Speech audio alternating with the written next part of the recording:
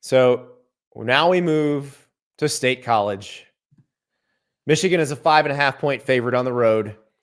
Your colleagues at The Athletic, Austin Meek and Nicole Auerbach, have reported on Monday that on Saturday, Michigan received a formal notification letter from the Big Ten of potential disciplinary action in response to the sign stealing scandal, which we knew that was on the table.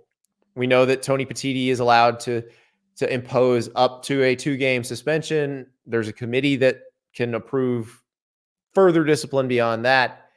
We don't know what's going to happen as we record this on Monday night. But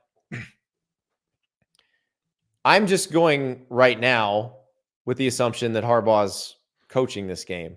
I also don't know that it matters if he does. That's at the top of my list here. I was going to ask you, how much does this line actually move if he doesn't? Because, I mean, we are in the just the extremely unique circumstance here, Andy, of like, we have already seen this Michigan team play 3 games without Jim Harbaugh this season due to an unrelated suspension. So I would think even if he can't coach in this game, and look, it's Monday. Who knows what kind of injunctions or whatever come into play with that stuff. But like, how much does the line move if Jim Harbaugh's not in State College? A point, maybe. Maybe it goes down to 4.5. I'm going to talk about FanDuel.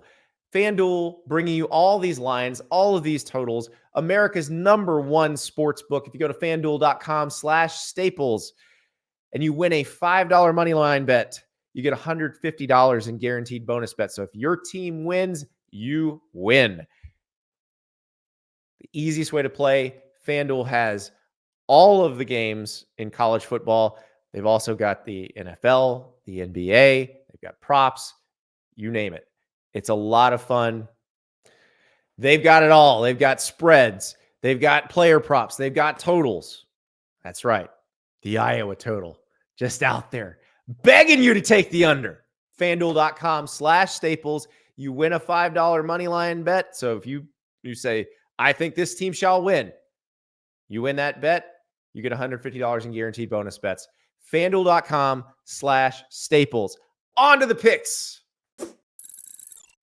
Does anybody think that Penn State can score on these guys based on what we saw in the Penn State-Ohio State game?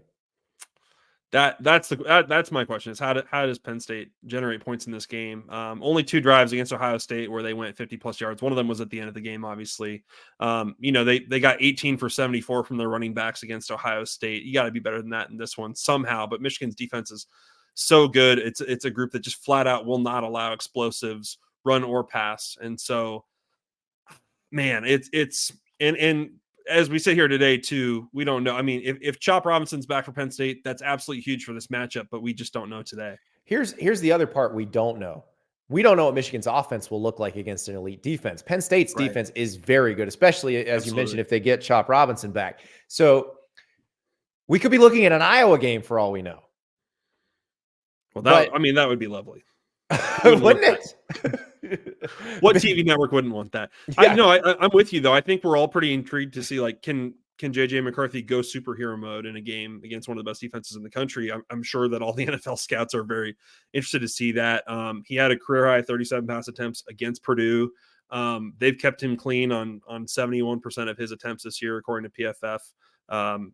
Zero picks in Big Ten play. Like, this might be the game where we get like a real like statement from JJ McCarthy of like, I am that dude. I can be one of the best in the country in the biggest games. When they've needed that from him, he's provided it. Sure. You go back to Ohio State last year. They had not asked JJ McCarthy to do much. They'd asked him to hand off. They've been so consistent with the run game up to that point, but they needed him to make huge plays in the passing game to beat Ohio State, and he did.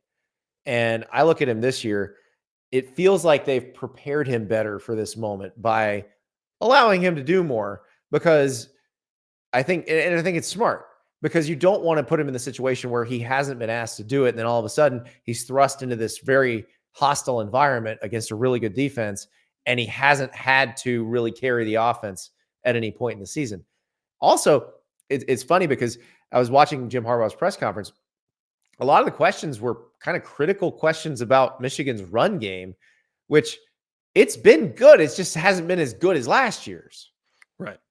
If you told me that going into November that Donovan Edwards would have less than 300 rushing yards this year, I would say that's weird. What's going on there? But certainly they can still run the ball on anybody, and I think we'll probably see more of him in this one. Like I think it's an interesting matchup for this Michigan offense, but I still feel like it's a cover for Michigan. I mean, and look, it's a long week ahead, obviously, very long week ahead in Ann Arbor, but I'm not quite convinced yet that this stuff is like actually getting into this locker room and rattling this team at all. I don't think it matters at all. I heard Zach Zenner say that if they want to make them the villains, they're happy to be the villains. Yeah, and no, I don't think the players are affected by this whatsoever. And again, whether Jim Harbaugh is there or not, I don't think it's going to matter. I really don't. I think he's kind of set it in motion, and this team can function without him. But man, what a wild if let's walk down this road though real quick. If Jim Harbaugh can't coach in this game for whatever reason, and Penn State were to win, doesn't that kind of solve the Michigan problem a little bit for the committee? Like, how do you see, you know what I mean? Like, I know that's, you can talk asterisks and stuff. I'm sure Michigan people would in that scenario, but like, yeah, it's impossible to leave out the undefeated Michigan. But let's also remember, if Penn State wins this game, that makes things a lot more interesting because Michigan could still beat Ohio State, and you're talking three-way tie. Correct. Yeah. And you're talking best West record out of that bunch. And I can't even calculate this in my head. Penn State played Iowa. That is true. So there's but that also might, like, you know, I know it's easy for Boo Corrigan and everyone to be like, whoa, this is not our problem, that's an NCAA problem. But a one-loss Michigan, even as a Big Ten champ, I feel like the committee would then have the license to say, like, yeah, we want to maybe just stay out of this. Well, and you could also say there's other teams we could put in. They didn't play a good non-conference. Right. Yeah. You could do that at that point. I don't think they would. I think they'd still put them in as a one-loss Big Ten champ. But it would definitely eliminate, like, if they didn't win the Big Ten and they were 11-1, it would eliminate. Conversation's over. Yeah, for sure. So, but I don't think it's going to happen because I think Michigan's going to win this game and cover this spread. And I'm just fascinated by the whole thing because these next few weeks are going to be wild, Max Olson. It's an absolutely legendary Michigan-Ohio State game we're setting up. It's so good in every conceivable way. On the day that Ric Flair visited Jim Harbaugh, it sounds like something that came out of the WWE writers' room. It's a work that turned into a shoot. I mean, if it's a 2-game suspension, you got to do just the most incredible entrance music for that game. Oh my God. Because that's the beautiful thing. Like, everybody's like, well, Fox would never go for this. Can you imagine if he had to miss the Penn State game and the Maryland game? And then, yes, you do the Vince McMahon entrance out of the tunnel at Michigan Stadium for the Ohio State game. Thank you so much for watching. Just a reminder, subscribe to this channel right here so you never miss an episode of Andy Staples on 3. And oh, by the way, watch all the other great videos on the On3 Sports YouTube channel.